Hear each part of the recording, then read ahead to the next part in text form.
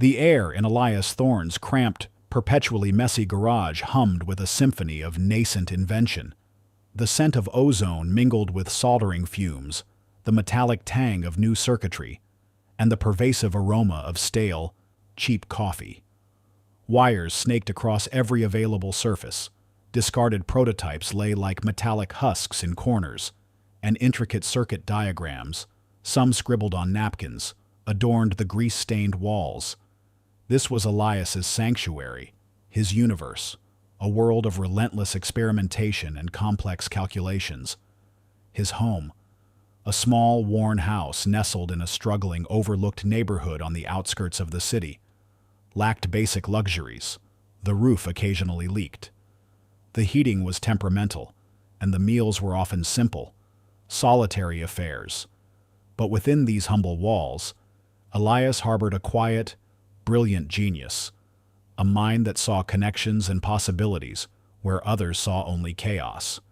Elias was an inventor, not by profession, but by an unyielding, almost compulsive, internal drive.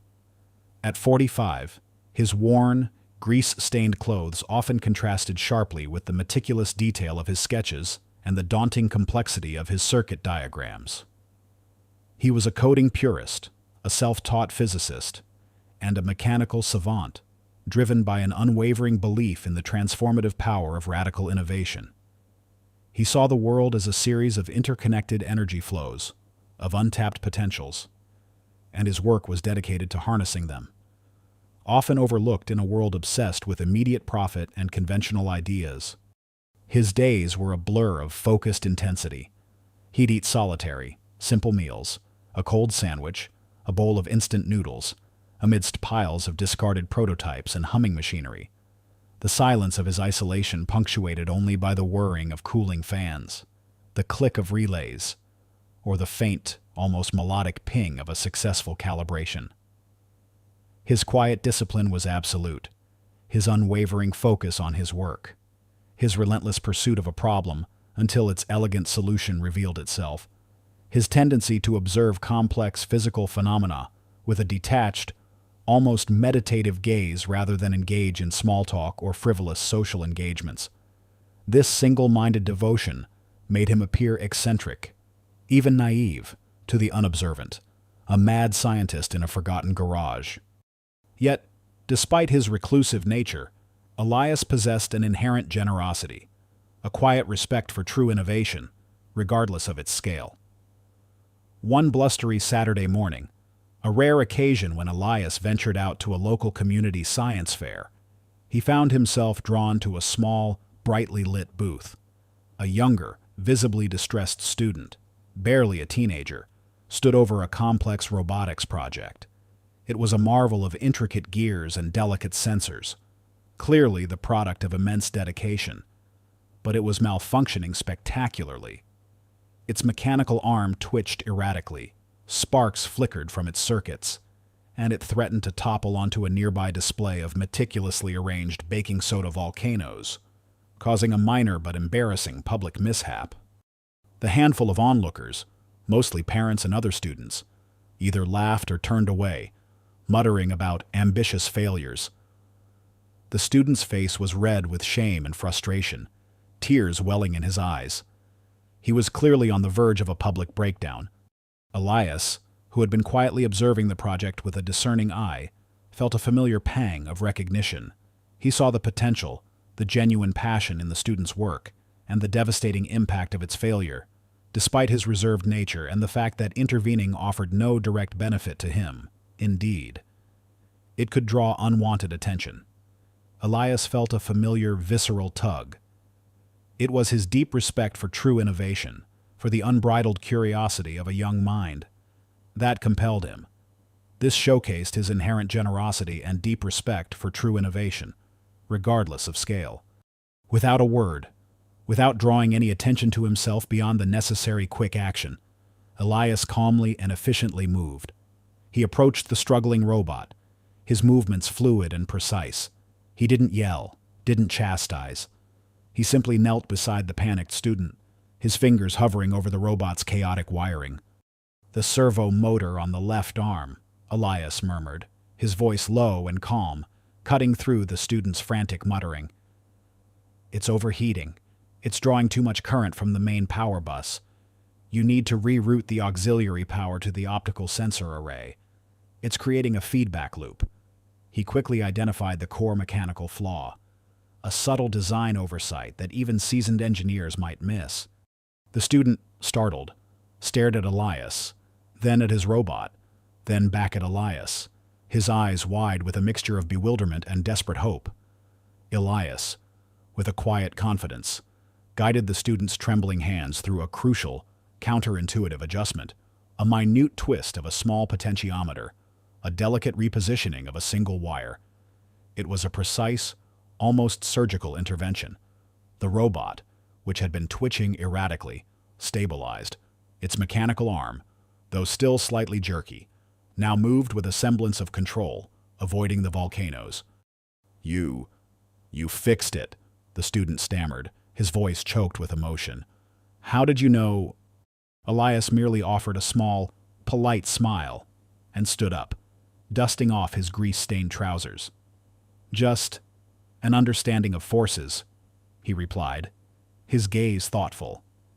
He stepped back, seeking no recognition, melting back into the periphery of the science fair as the bewildered student, now beaming with relief, resumed his presentation.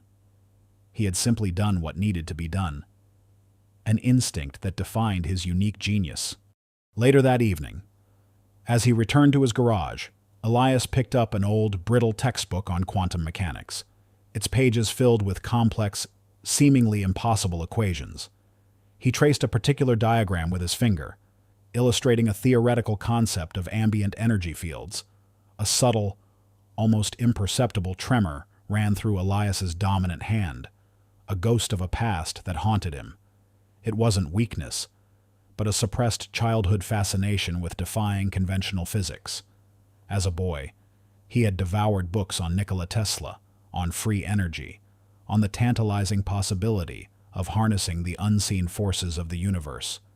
He had spent hours in his room, meticulously constructing complex puzzles, seeing the world as a grand, interconnected system of patterns and hidden logic.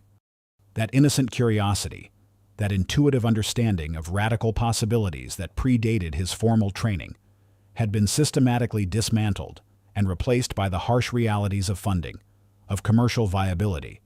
Occasionally, while staring at a particularly complex energy equation or during a difficult experiment, he would pause, mid-calculation.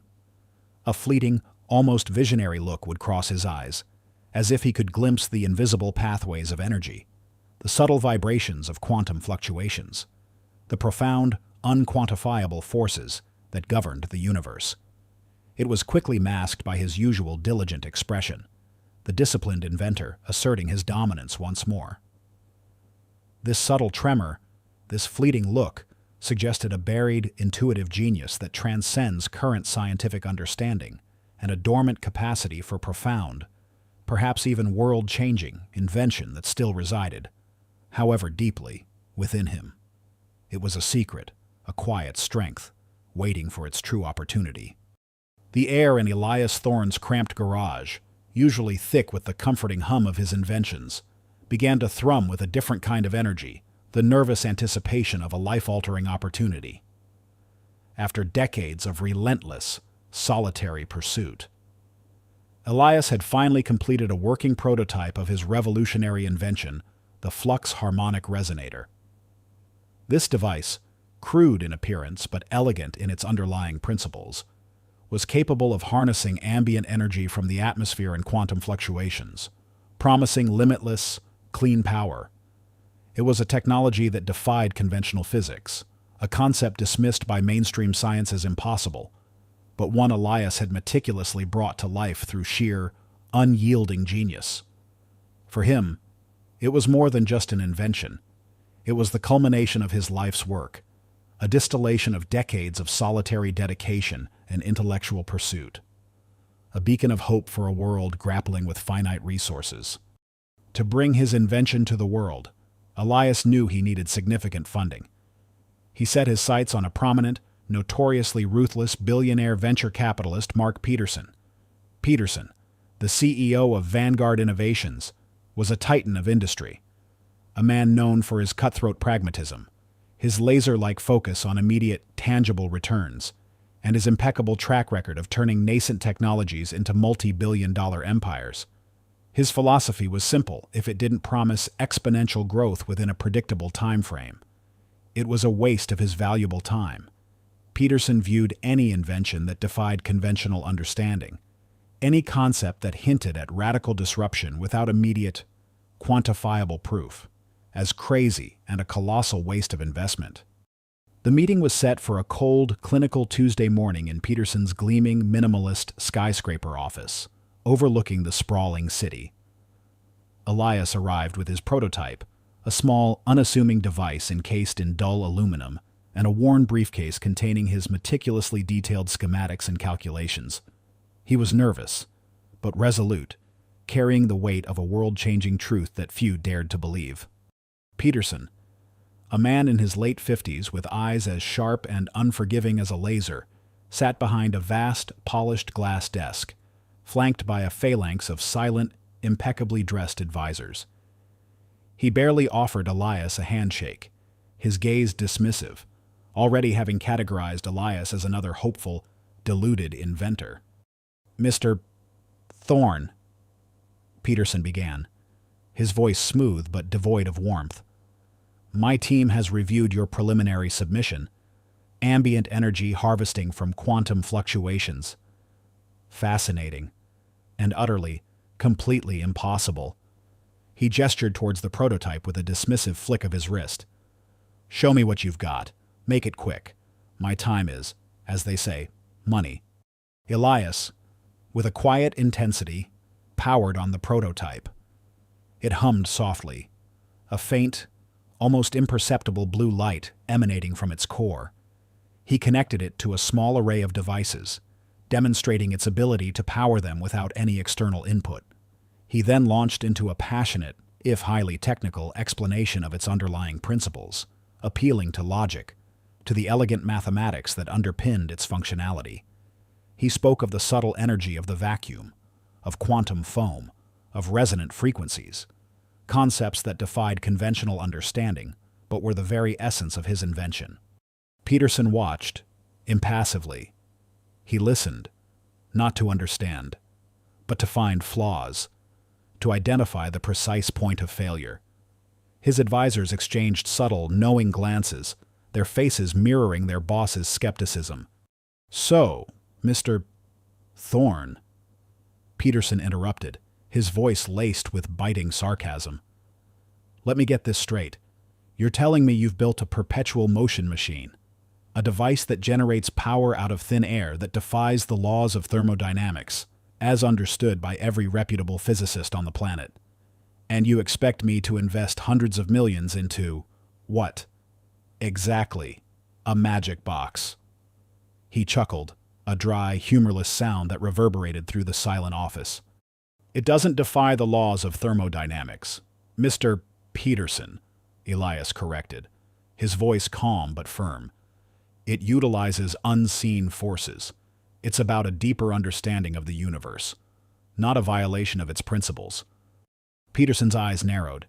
He leaned forward, his voice dropping, but gaining an edge of cruelty. "Mr. Thorne, I've seen 1,000 geniuses with world-changing ideas. Most of them end up in padded rooms. This isn't a science fiction novel. This is business. And in business, we deal with tangible returns, with proven science, not with unseen forces and deeper understandings. Your invention, as you call it, is crazy. It's unfeasible. It's a waste of my time. And frankly, a waste of yours. You're deluded, and you lack fundamental business sense." He paused, then, with a dismissive wave of his hand, stood up. "Get out, and take your magic box with you." He publicly humiliated Elias, labeling his life's work crazy and unfeasible, effectively ending his last hope for bringing his invention to fruition, trapping him in poverty and obscurity.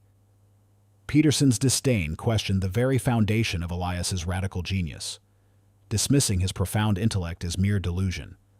The outright rejection, the brutal dismissal of his life's work, slammed into Elias with the force of a physical blow. He felt a profound sense of desperation and anger, a burning injustice that threatened to consume him. His invention was not just a piece of technology. It was a distillation of decades of solitary dedication and intellectual pursuit. Funding was not just about development. It was about validating his existence, about proving his theories to a skeptical world that had, for so long, overlooked him. Peterson's refusal directly threatened Elias's life's purpose and his last hope for bringing his invention to fruition, trapping him in poverty and perpetual obscurity. His initial reaction was a desperate urge to try again, to find new words, new data to convince Peterson. He wanted to appeal to logic, to the undeniable elegance of his equations, to the irrefutable evidence of his working prototype. Yet, the overwhelming skepticism. Peterson's dismissive arrogance and the sneering faces of his advisors sparked a deep internal struggle.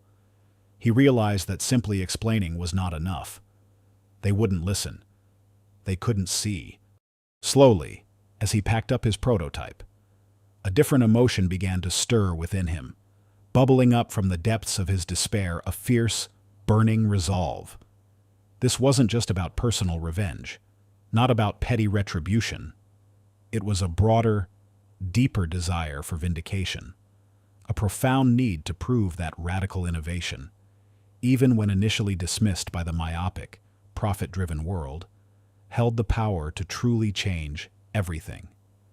He remembered his childhood fascination with defying conventional physics, the joy of unlocking a puzzle no one else could solve. He pictured a world transformed by limitless clean energy, free from pollution, from resource wars.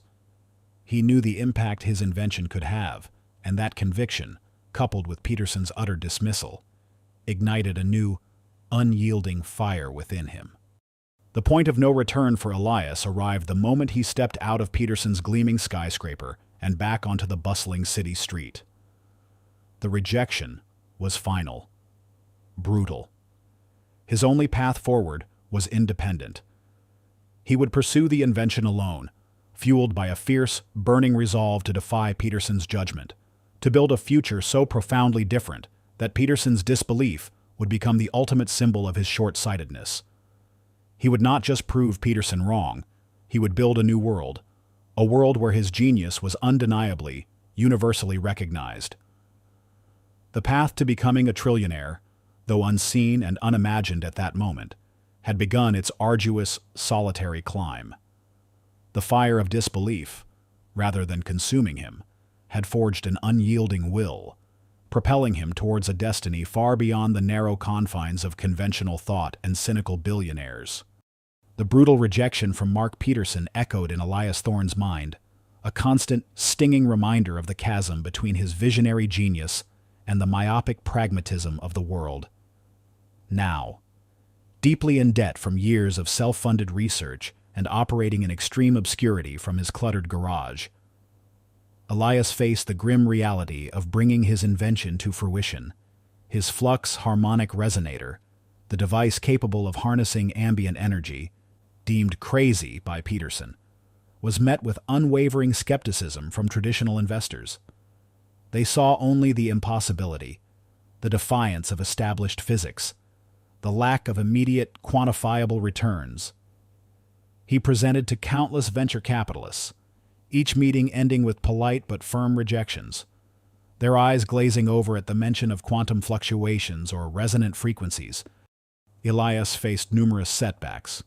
Components failed, experiments yielded unpredictable results, and his meager savings dwindled to a terrifying trickle. Each setback was a test of his unwavering conviction, pushing him to the brink of despair. The solitary nature of his work, once a comfort, now felt like a suffocating burden. He slept little, ate less, fueled by cheap coffee and an unyielding, almost desperate passion. The tremor in his hand, a physical manifestation of his internal struggle, was now almost constant, particularly when he worked on the delicate circuitry of his prototype. His relentless pursuit of funding forced him to consider unconventional avenues. He learned of a small, independent tech conference hosted by a local university, a gathering of fringe scientists, amateur inventors, and passionate hobbyists, far removed from the high-stakes world of venture capital. It was a low-stakes public demonstration, perhaps his last chance to showcase his invention before admitting defeat. He spent weeks meticulously preparing, polishing his crude prototype, simplifying his explanations, trying to translate his complex vision into something accessible. The demonstration took place in a brightly lit, sterile university lecture hall, filled with a curious, but largely skeptical, audience. Elias, dressed in his worn, best clothes, stood beside his prototype, a small, unassuming device that hummed faintly. He connected it to a series of meters and a single light bulb, demonstrating its ability to generate power without any visible input.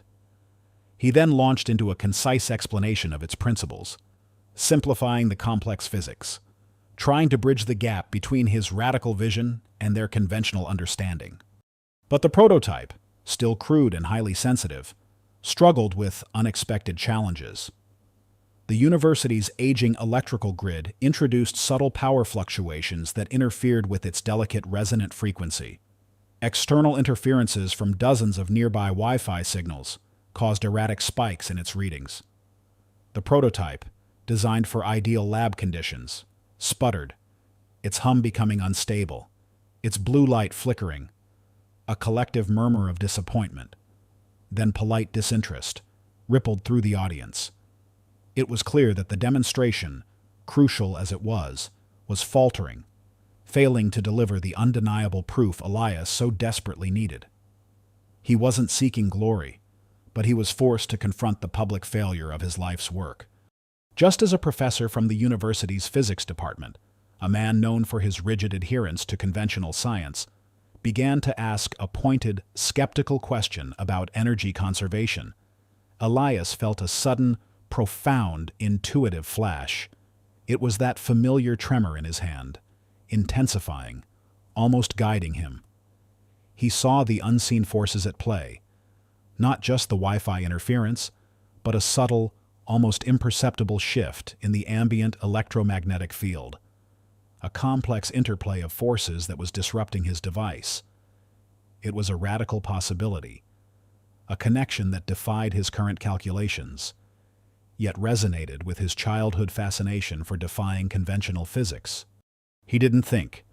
He acted. His hands, moving with an uncanny speed and precision that defied his exhaustion, made a single, counterintuitive adjustment to the prototype, a minute twist of a small, unlabeled dial, a delicate repositioning of a single, seemingly insignificant component that should have, by all conventional logic, destabilized the entire system. It was based purely on intuitive understanding, a profound, almost visionary grasp of unseen forces, not on calculated science. The unstable hum of the prototype regularized, then intensified into a pure, clean, impossibly powerful resonance. The connected light bulb flared to life, not with a weak glow, but with a brilliant, steady intensity. A minute, yet undeniable surge of its unique energy registered on the meters, far beyond what any conventional power source could have generated in that environment. The audience gasped, a collective intake of breath. Mark Peterson, still riding high on his conventional successes, was utterly oblivious to Elias's minor breakthrough. He was attending a lavish industry summit across town, celebrating his latest venture capital triumph in predictable AI startups. Whispers of Elias's struggling presentation at the university conference reached him through a junior associate, who dismissed it as just another crazy inventor failing to impress. Peterson merely scoffed. Elias Thorne, still playing with his little perpetual motion machine? How quaint. Some people just don't understand the real economy. He's irrelevant. He saw Elias's continued pursuit as naive and irrelevant, confirming his initial prejudices. His dismissiveness, however, is tinged with a subtle, unconscious professional jealousy. He cannot truly comprehend the depth of Elias's chosen world of radical scientific discovery, a world where the seemingly impossible could become reality. However, a single observer at the university conference saw everything. Dr. Lena Petrova, a brilliant but disgraced quantum physicist, sat in the front row, her sharp eyes missing nothing. She had been publicly dismissed from academia years ago for her own unconventional theories on quantum entanglement and ambient energy fields. Theories that bordered on the pseudoscience for the rigid scientific establishment. She recognized the subtle energy signature of Elias's device, understanding its true revolutionary potential beyond the immediate flaws. She saw the pure, undeniable brilliance of Elias's intuitive adjustment, recognizing it not as luck, but as profound, unquantifiable genius. She saw the subtle, almost desperate sincerity in Elias's eyes, the profound depth of his intuitive genius shining through his worn clothes and quiet demeanor. Dr.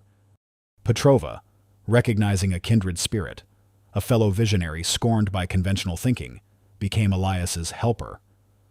Her presence a quiet counterpoint to the dismissive audience. After the demonstration, as the confused audience began to disperse, Dr. Petrova approached Elias.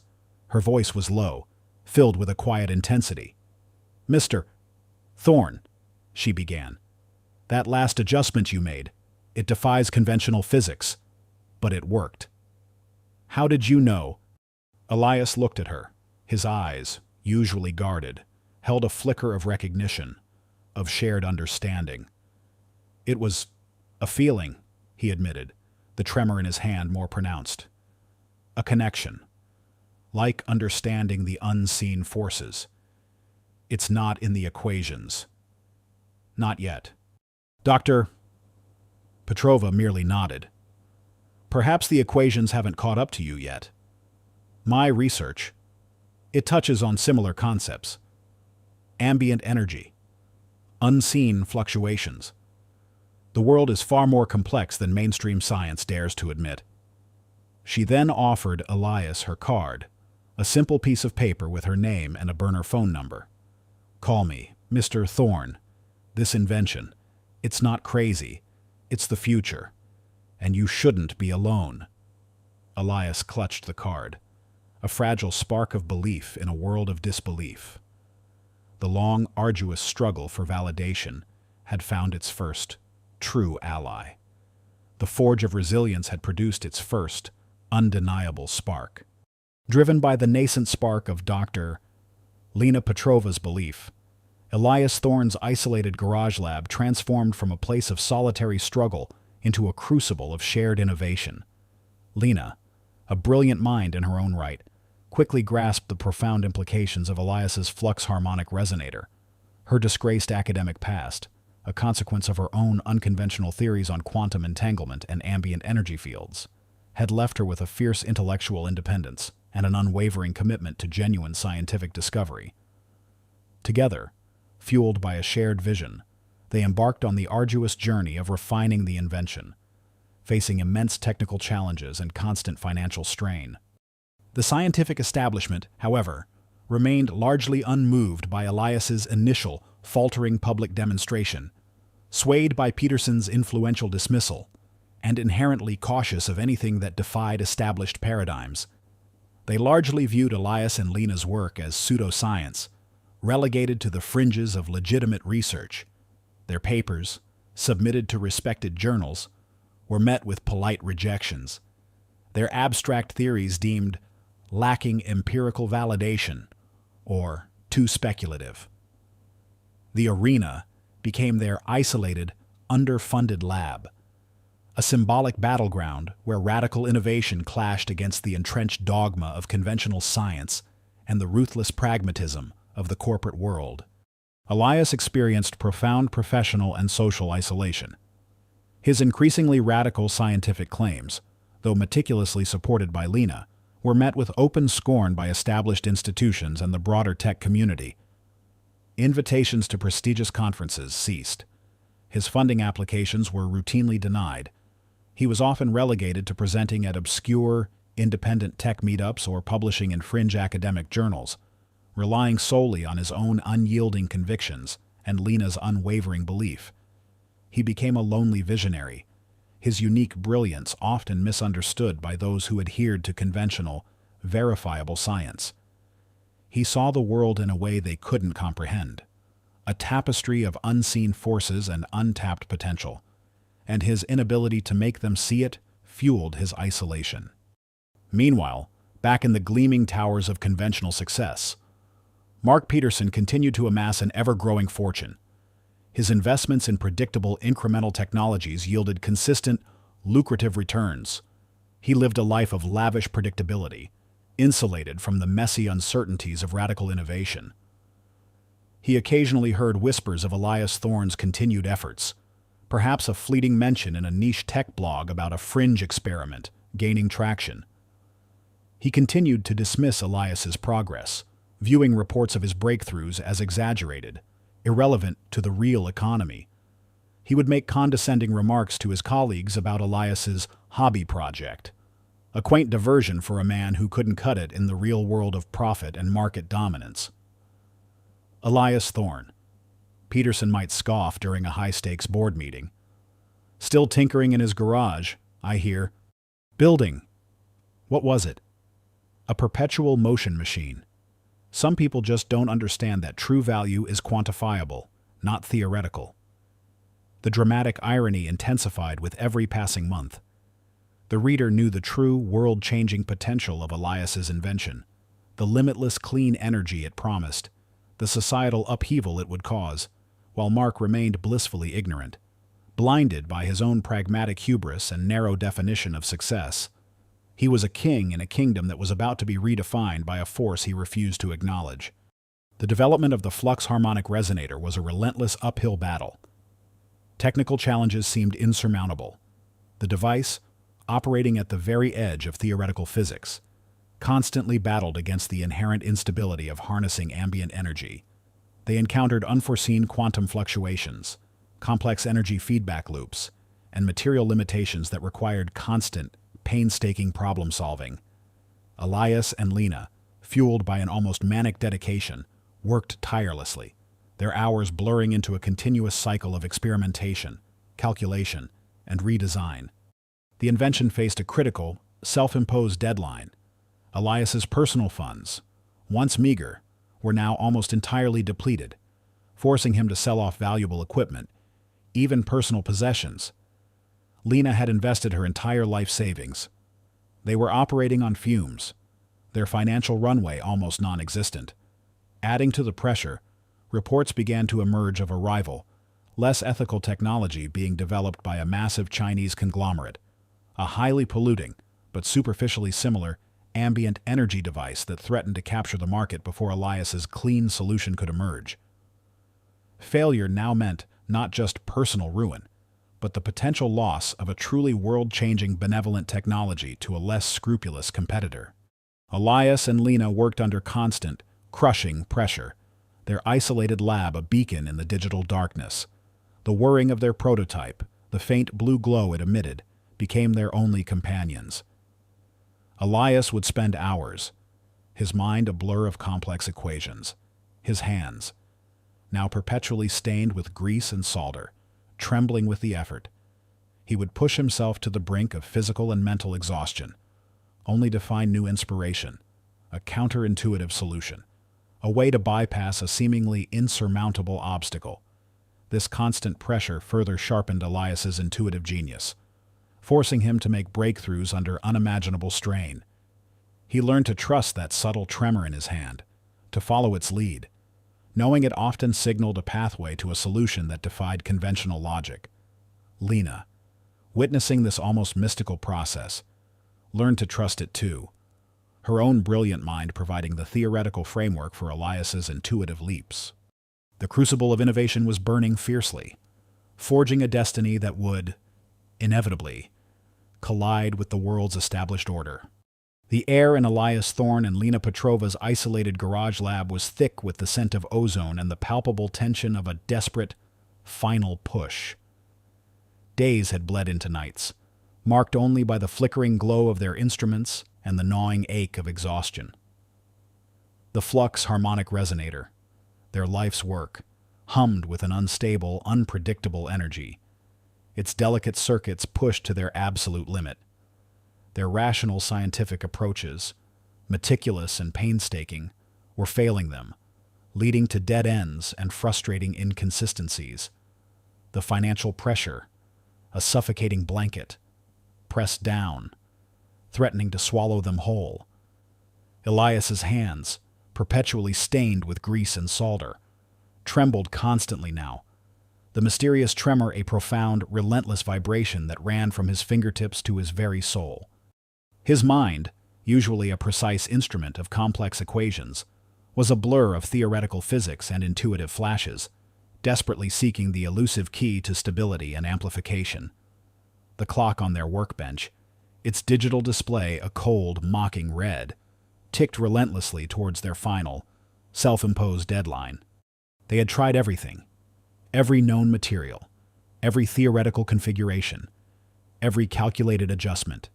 The prototype, designed to harness ambient energy, still pulsed with erratic bursts, its power output fluctuating wildly, refusing to stabilize into the pure, clean resonance they needed for a viable, world-changing invention. Despair, a cold, insidious tendril, began to coil around their hearts. Every logical scientific pathway seemed exhausted, every possibility explored and found wanting. The air felt heavy, suffocating, threatening to crush the last vestiges of hope. Just as despair threatened to consume them, when every logical scientific pathway seemed exhausted, and the vibrant colors on their schematic diagrams felt dull and lifeless. Elias pushed back from his workbench, a raw cry of frustration escaping his lips. His gaze, weary and bloodshot, fell upon a small, dusty box tucked away in a corner of the cluttered garage. It contained relics from his childhood forgotten toys, old school notebooks, and a battered, complex, interlocking puzzle, its wooden pieces warped with age. Beside it, an old, broken brass compass, its needle perpetually stuck, a relic from his forgotten childhood fascination with defying conventional physics. The tremor in his hand intensified, almost guiding him. He reached for the compass, his fingers brushing against its worn brass. As he held it, a profound intuitive flash, a suppressed memory of his childhood wonder at unseen forces and radical possibilities, flooded his mind. He remembered the feeling of that complex puzzle clicking into place, the sudden clarity of understanding a system that defied initial logic. He remembered staring at the broken compass, wondering about the unseen force that guided its needle. He saw the solution not in a new equation, but in a holistic, almost mystical recognition of an unseen principle. The key wasn't about adding more power or more complex circuitry. It was about a subtle energy fluctuation, a specific, counterintuitive resonant frequency he needed to stabilize and amplify in a way that defies current physics. He didn't calculate. He felt it. He scrambled back to the prototype, his hands, now steady with a newfound purpose, moving with an uncanny speed and precision that defied his exhaustion. He made a single counterintuitive adjustment to the prototype, a minute twist of a small, unlabeled dial, a delicate repositioning of a single component that, by all conventional logic, should have destabilized the entire system. It was based purely on intuitive understanding, a profound, almost visionary grasp of unseen forces, not on calculated science. The prototype, which had been humming with an unstable, unpredictable energy, suddenly regularized, its erratic pulses smoothed into a pure, clean, impossibly powerful resonance. The meters, which had been flickering wildly, settled, then surged, displaying an energy output far beyond what any known conventional power source could generate. The blue light emanating from its core intensified, no longer a faint glow, but a brilliant, steady luminescence that filled the garage. It was the impossible. It was the unexpected, the ultimate proof. Triumph surged through Elias, a raw, primal scream of vindication that he barely suppressed. Lena Petrova, standing beside him, stared at the humming device, her face a mask of disbelief slowly morphing into one of stunned awe. Tears streamed down her face. You did it. Elias, she whispered. Her voice choked with emotion. You actually did it. Julian didn't wait.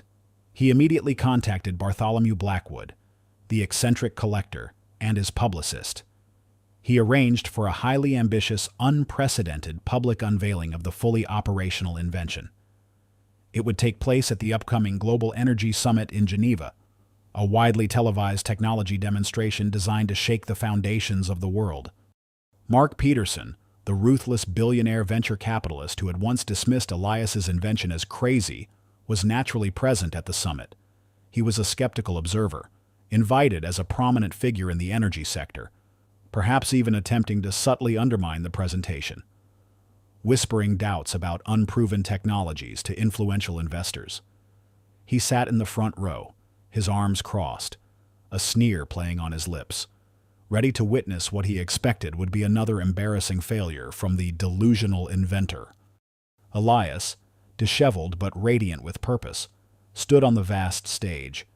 He presented the undeniable proof a device capable of generating limitless, clean energy, the flux harmonic resonator, now sleekly encased but still unmistakably Elias's creation, hummed with a quiet power that resonated throughout the auditorium. He demonstrated its capacity to power not just a light bulb, but a small, custom-built electric vehicle, then a complex modular housing unit, all without any visible external input. The air crackled with a palpable tension, a sense of history unfolding.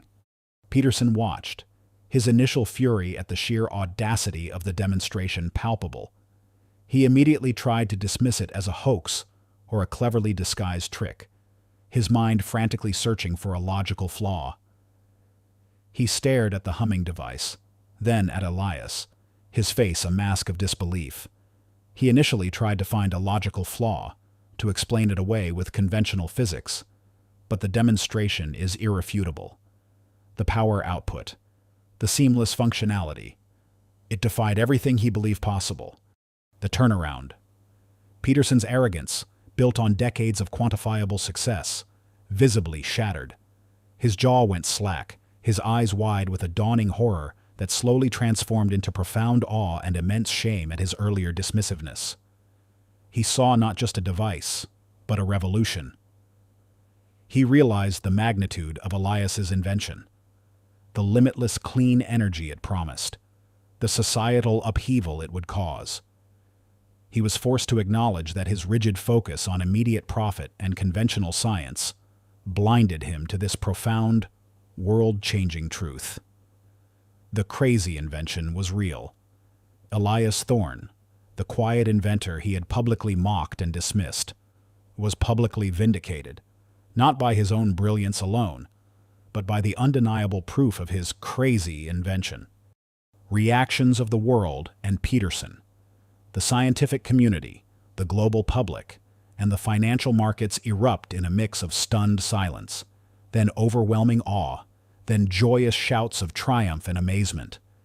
News channels flashed headlines, "Free energy discovered, the age of abundance." Dr. Lena Petrova, watching from backstage, looked at Elias with profound admiration, tears streaming down her face, her own unconventional theories finally vindicated.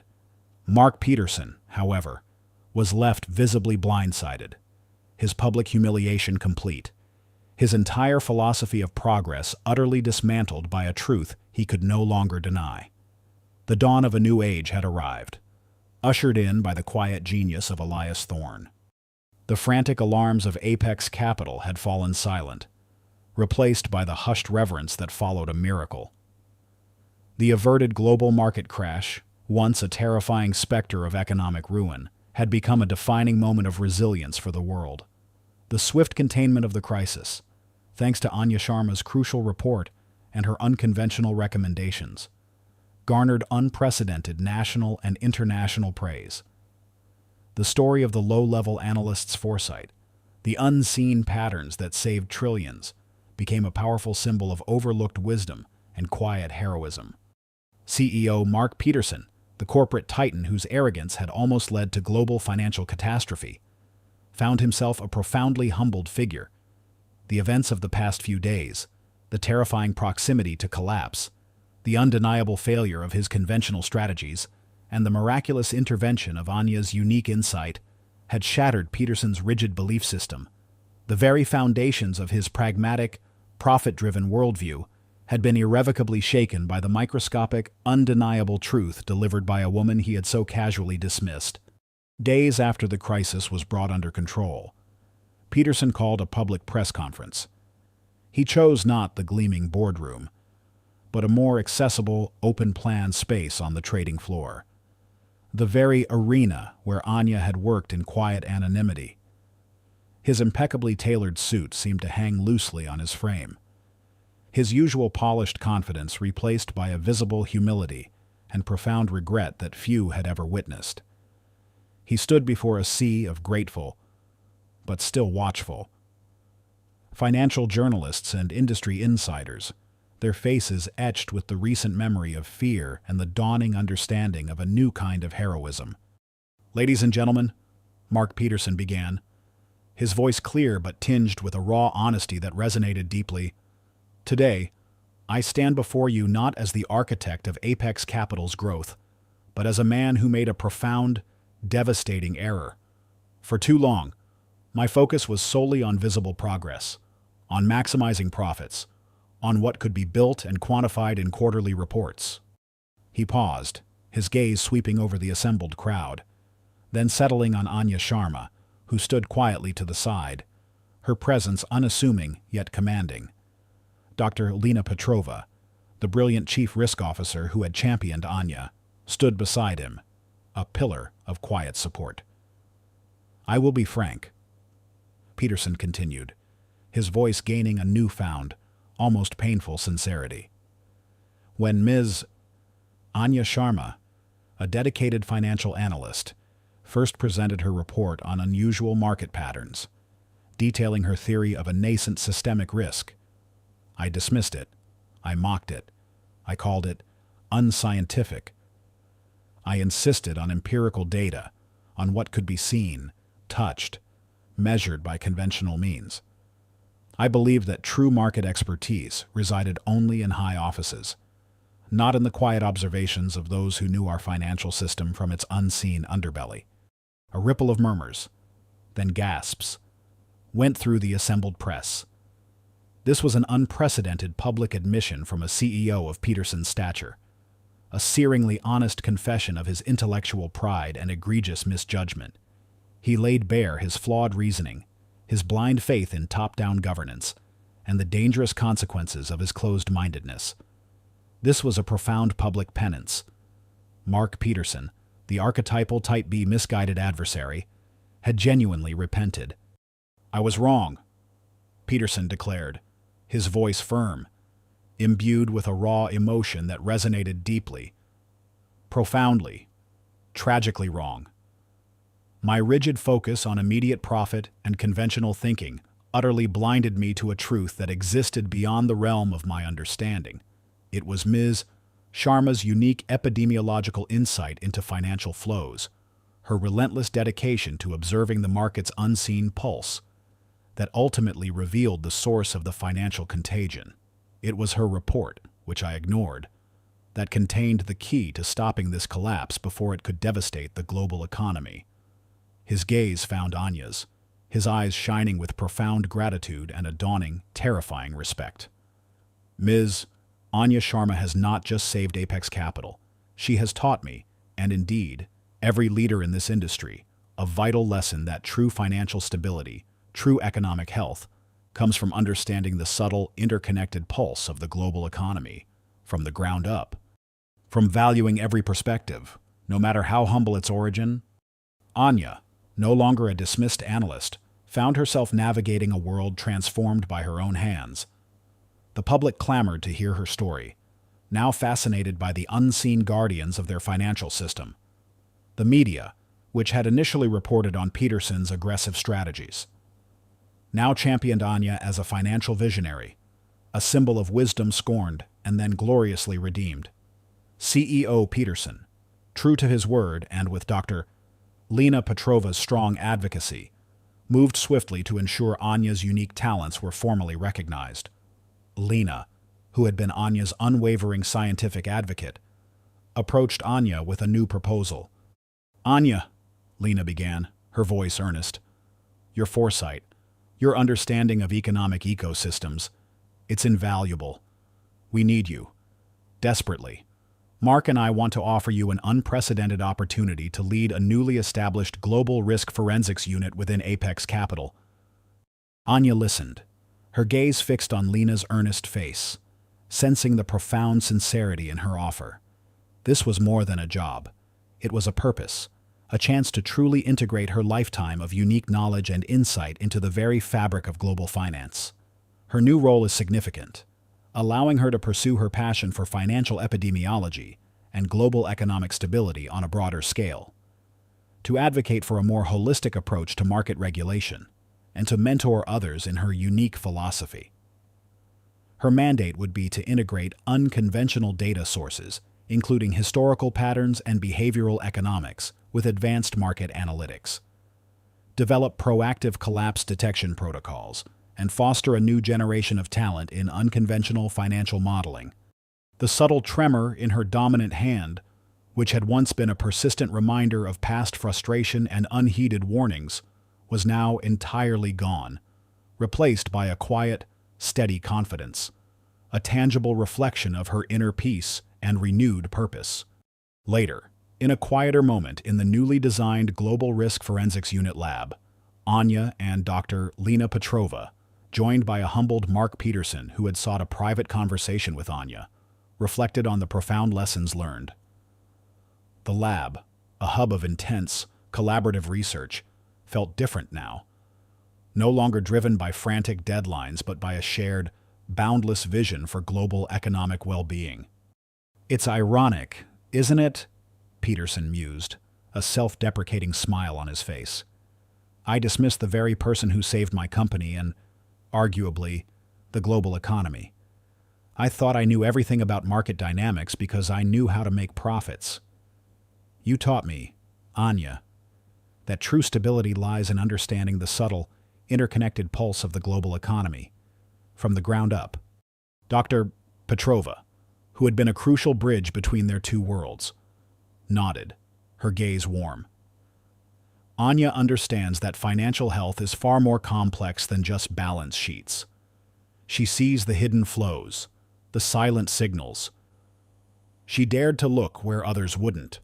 Mark, and she saved us all, They spoke of the dangers of intellectual arrogance in finance, the limits of purely profit-driven strategies, and the enduring importance of respecting localized, intuitive knowledge and unconventional data sources. Anya emphasized that true stability was not measured solely in rising stock prices, but in the vibrant, interconnected pulse of a thriving global economic ecosystem. The quiet calm that settled over Apex Capital, and indeed, subtly throughout global financial centers, was not just the absence of conflict. It was the profound peace of a purpose realigned, a legacy defined, and a future built on the infinite promise of human ingenuity and profound wisdom. Anya Sharma, the quiet analyst, had taken her rightful place as an unseen guardian of global financial health. 5 years had woven their intricate tapestry across the global financial landscape, and Apex Capital, once a titan defined solely by profit, now stood as a beacon of stability and ethical leadership. The terrifying specter of market collapse, once a chilling threat, had long vanished, replaced by the vibrant hum of a global economy thriving with newfound resilience and foresight. Anya Sharma, the quiet low-level analyst once dismissed and overlooked, now stood as a towering figure of influence. She was a nationally recognized financial visionary, a respected thought leader, and the head of Apex Capital's thriving Global Risk Forensics Unit (GRFU). Her unconventional methods had become industry standard, protecting markets worldwide from systemic crises. Her work had inspired a new generation of financial professionals, daring them to look beyond the obvious. Her approach, combining rigorous statistical analysis with a profound, almost intuitive understanding of economic ecosystems, had become a celebrated model for global financial health. She had found true fulfillment, balancing her analytical brilliance with a deep, unwavering commitment to global economic well-being and stability. Anya's office, a luminous space within Apex Capital's redesigned headquarters, reflected her evolved perspective. The vast windows overlooked the bustling city, but within, the air was steeped in the quiet concentration of meticulous analysis. Her desk, a sleek console, often held only a single, worn, hand-drawn map of the global financial underbelly, its lines tracing obscure debt patterns and ecological connections. This was no longer just a static map. It was now vibrantly overlaid with new data projections from the GRFU's sophisticated global monitoring systems, displaying the real-time health of the world economy. She lectured frequently at prestigious universities and international forums, not on traditional finance, but on the philosophy of ground-up economic health, the importance of valuing every form of economic expertise, and the profound wisdom embedded in overlooked data. Beyond her vital responsibilities at the GRFU, Anya dedicated a significant portion of her influence and growing resources to paying it forward. She had established a prestigious, fully funded scholarship program for aspiring financial analysts from diverse, often overlooked backgrounds. The program focused not just on academic excellence, but on fostering interdisciplinary thinking and practical, on-the-ground economic surveillance skills. She understood that the best financial insights often emerge from those who understood a community, a market, or a system from its grassroots. She often visited financial institutions and even community centers, not for inspections, but to speak to junior analysts and young students, inspiring them with her story, emphasizing the importance of their unique perspective as the eyes and ears of the market. Dr. Lena Petrova, her brilliant mentor and now a close friend, frequently supported these initiatives, often joining Anya for these lectures. Their combined intellectual power a formidable force for change. Even a reformed Mark Peterson, having found a new purpose within Apex Capital's ethical investment arm, often volunteered for these programs, his presence a living testament to humility and growth. Apex Capital, transformed by Anya's influence, was now known not just for its profits, but for its robust risk management and ethical practices.